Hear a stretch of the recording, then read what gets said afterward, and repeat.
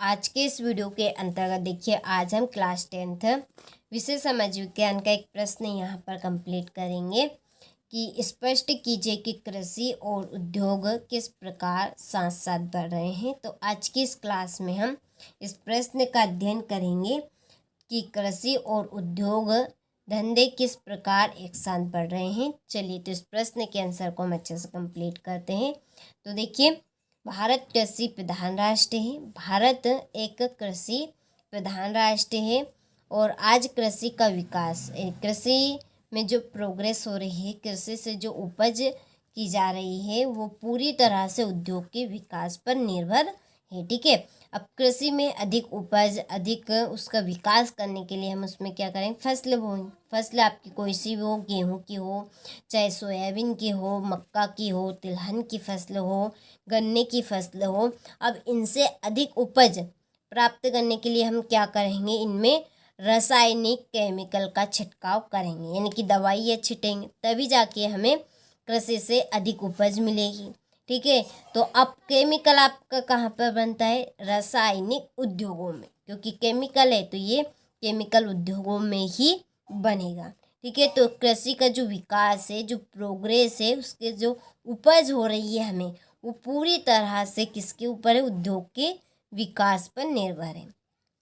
कृषि में उर्वरकों, कीटनाशकों के लिए कच्चे माल की आवश्यकता होती है और यह कच्चा माल हमें कृषि से ही प्राप्त होता है। जैसे कि चीनी बनाने के लिए हमें किसकी आवश्यकता होगी, गन्ने की।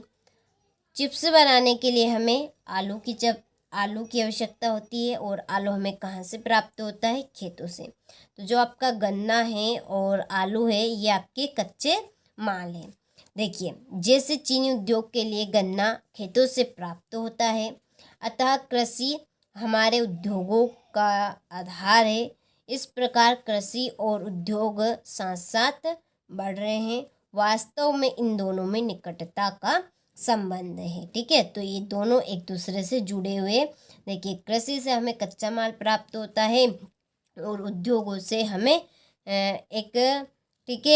एक मूल्यवान उत्पाद प्राप्त होगा। अब देखिए, आपका जो गन्ना है उससे चीनी बन सकती है, गुड़ बन सकता है, इसके बाद में चीनी से भी अधिक जो मीठा होता है वो शर्करा, ठीक है, वो भी बन सकता है। इसके बाद में आलू से हम चिप्स बना सकते हैं, पापड़ बना सकते हैं। इसके बाद में और भी चीज़ें हम आलू से बना सकते हैं। तो इस तरह से एक आलू से अलग अलग तरह के हम चीज़ें बना सकते हैं। ठीक है, ये उद्योगों में होता है। तो इस तरह से दोनों ही एक दूसरे से, ठीक है, निकटता का संबंध रखते हैं। ठीक है, चलिए, तो दोबारा एक बार और पढ़ लेते हैं इस प्रश्न को हम, कि भारत कृषि प्रधान राष्ट्र है और आज कृषि का जो विकास है, जो प्रोग्रेस हो रही है, वो पूर्णतः उद्योगों के विकास पर निर्भर है। कृषि में उर्वरकों, कीटनाशकों के लिए कच्चे माल की आवश्यकता होती है और यह कच्चा माल हमें कृषि से ही प्राप्त होता है। ठीक है, जैसे चीनी उद्योग के लिए गन्ना खेतों से प्राप्त होता है।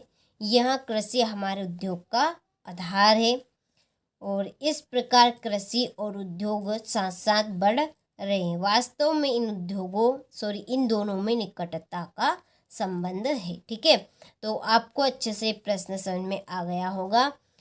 चलिए, आप सभी को इस प्रश्न का स्क्रीनशॉट आप ले लीजिए। देखिए, आपको रटना बिल्कुल नहीं है, इस प्रश्न को समझकर करना है। देखिए, आप समझकर करेंगे तो आपको याद भी रहेगा।